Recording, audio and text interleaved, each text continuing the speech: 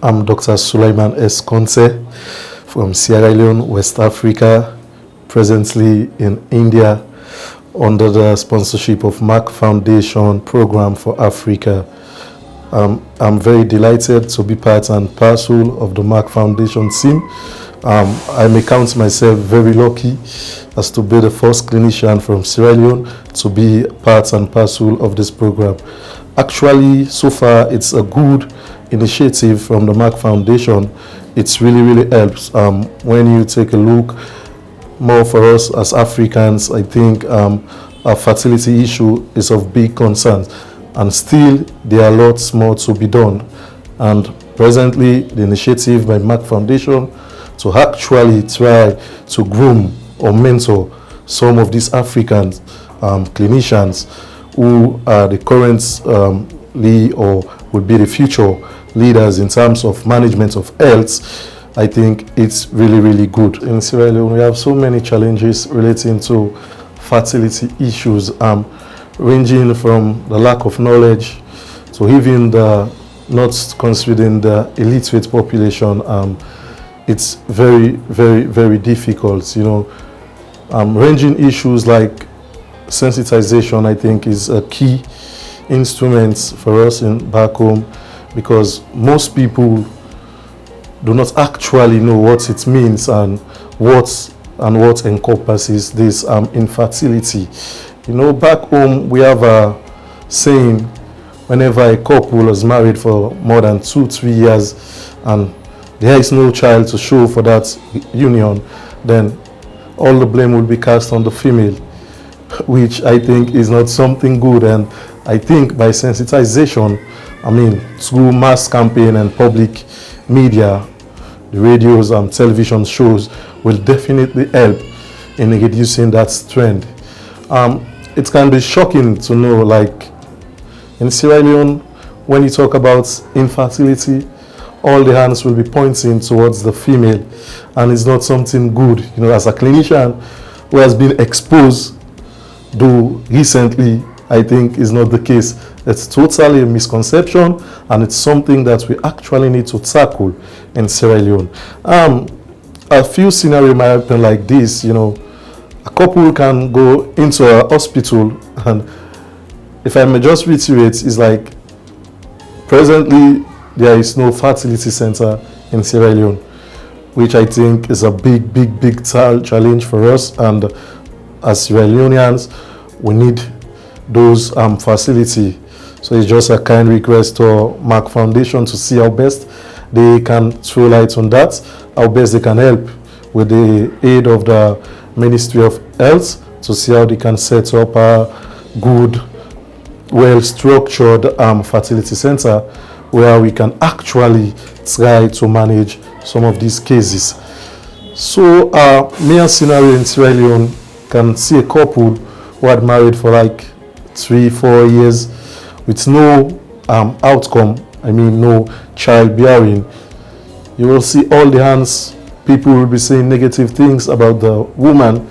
The woman is the one that is barren. The woman is the one that has a cost. You know, they relate these things to so many issues. It's a traditional something.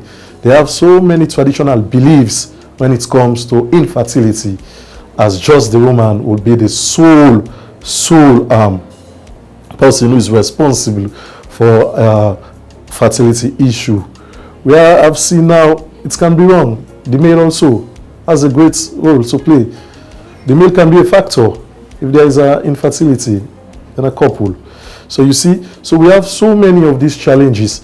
Like even a family can break up just due to fertility issues.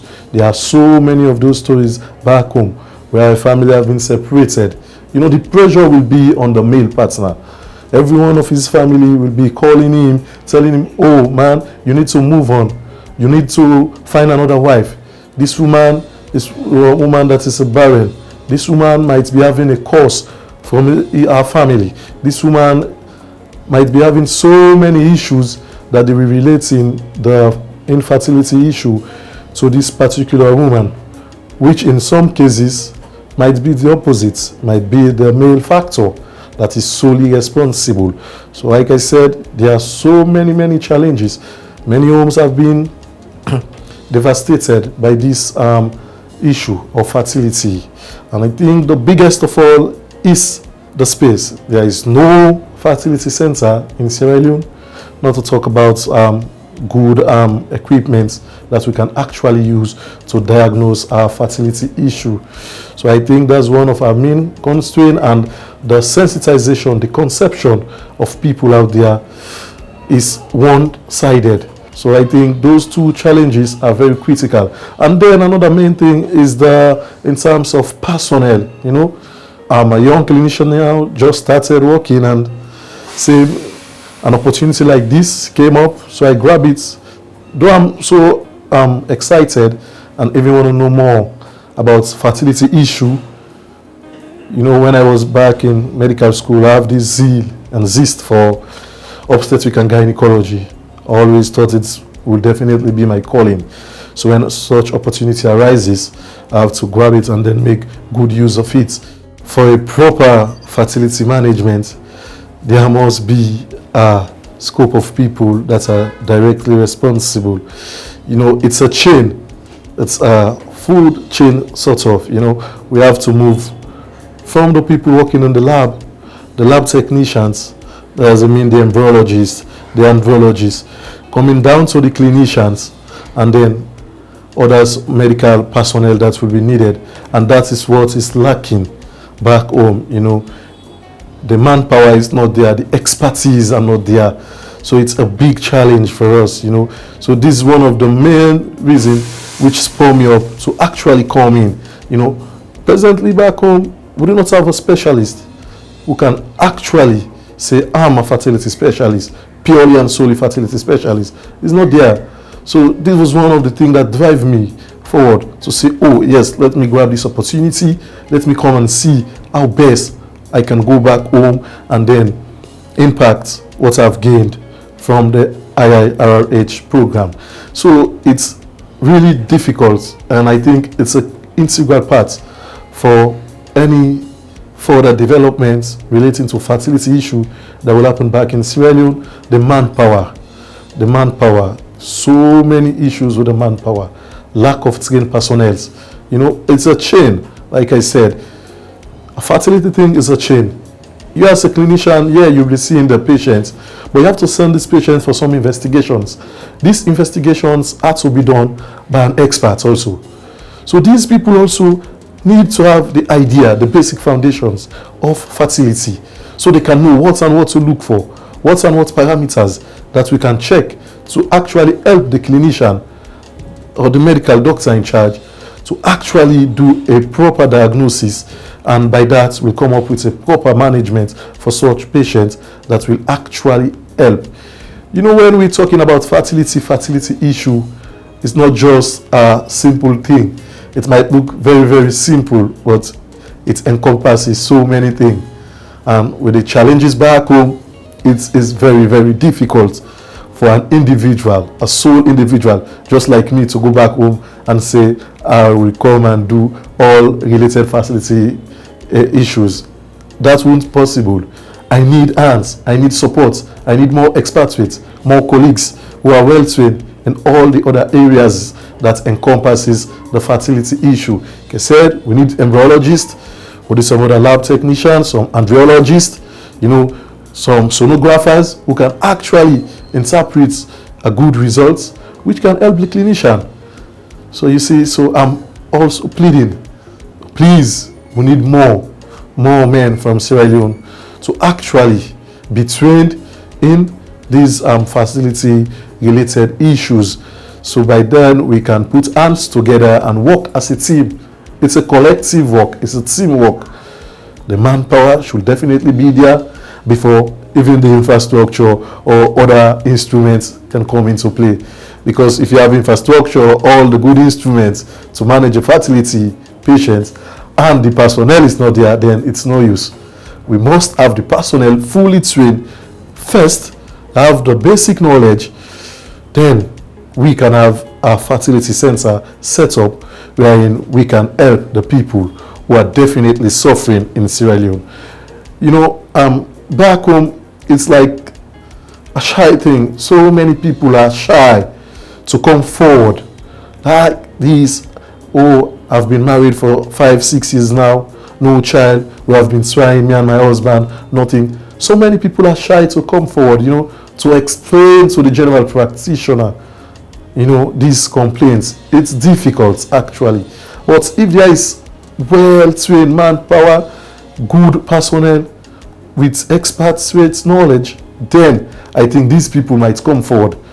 Backing up with good sensitization, media campaigns, and so on, you know, taking these things to even the school level, it will definitely lead to more impact and more knowledge to the people out there to know that actually fertility is a medical condition and definitely something can be done to help the couple to conceive.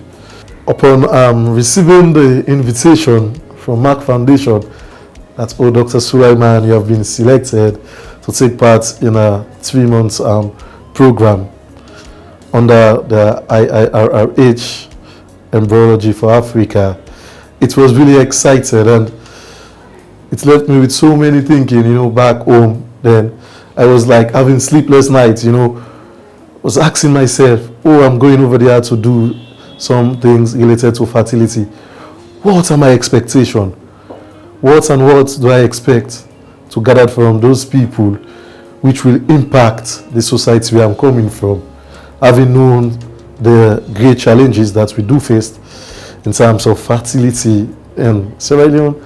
Also, I think for incoming aspirants, you know, future trainees, that's a simple message out there to them, you know, coming more especially from Africa and Sierra Leone to be particular.